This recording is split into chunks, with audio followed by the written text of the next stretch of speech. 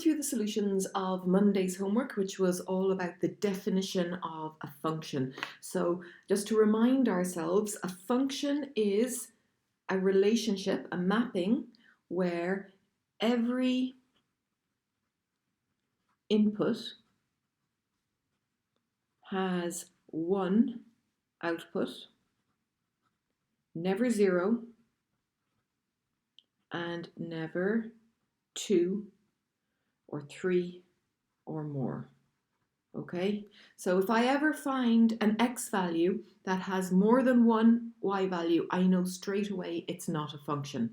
If I ever have an x value that doesn't have a possible y value, I know straight away it's not a function. Now the second, this zero one, you can only tell that from graphs or mapping diagrams. So once you have couples set up, you're only looking at inputs that have an output because they're already set in terms of pairs. So why is this set not a function? What I need to do is I need to look at the x values and see if any of them are repeated. So I've got 2, 5 here, and I've got 2, 10 here. So 2 is mapped onto both 5 and 10. It has 2 outputs. So 2 outputs. Another way of saying the same thing, so therefore it's not a function.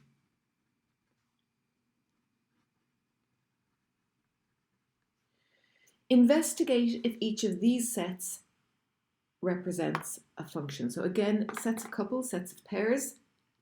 And in the first one, what I need to look at is, are any of the inputs repeated? So any repeated inputs. That's what I'm looking for, because if you have an x value that's in there twice, then straight away you know it's not a function. If you had an x value that wasn't in there at all, it also wouldn't be a function, but because they haven't told us what the possible x values are, we can't do that check. So this one, 0 is not in there twice, 1 is not in there twice, 2 just once, 3 just once, and 4 just once. So this could be a function.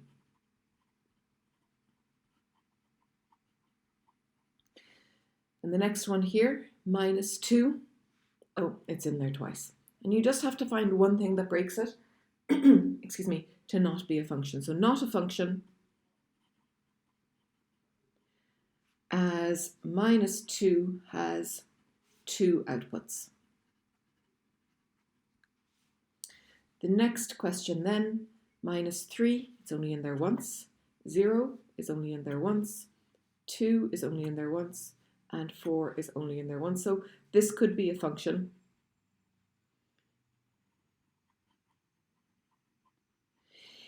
If they told us that we were talking about a domain where we had to include all possible x values, this would not be a function because -2 and -1 are not in there, they're not included. But because they haven't told us that, this could be a function, and so we can't exclude that it wouldn't be a function. So only part 2, would I say, is not a function. Now, question 3. State whether each of the following mapping diagrams represents a function and give a reason for your answer in each case. So previously, we were only giving a reason if it wasn't a function, so what's the answer when it is? Here, every single x value is used, and it's only used once, so therefore it is a function. So this is a function. Every x value is used and is only mapped to one output.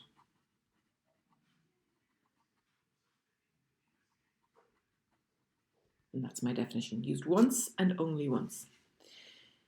In question 2, every input is used, but some of the inputs are mapped to multiple outputs. So in question 2, this is not a function.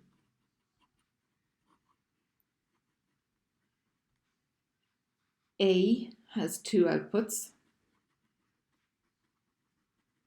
and so does C.